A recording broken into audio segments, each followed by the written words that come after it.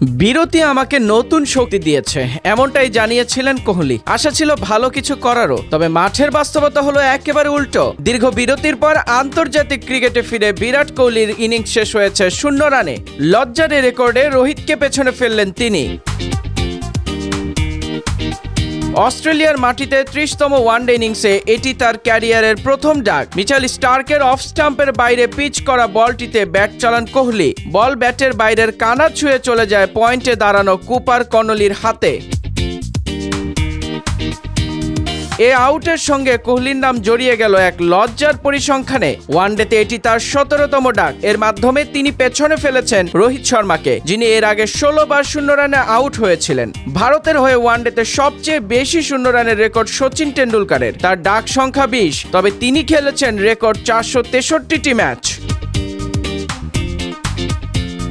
দ্বিতীয় স্থানে আছেন জাভাগল শ্রীনাথ, তার ডাক সংখ্যা 19। যুবরাজ সিং ও অনিল কুম্বলে আছেন পরের 2 স্থানে। দুজনেরই 18টি করে 0 রানের ইনিংস রয়েছে। কোহলি এখন 17টি 0 রানে আউট হয়ে 4র্থ স্থানে উঠেছেন। এ তালিকায় এখন হরভজন সিং এর সঙ্গে সমতায় আছেন তিনি।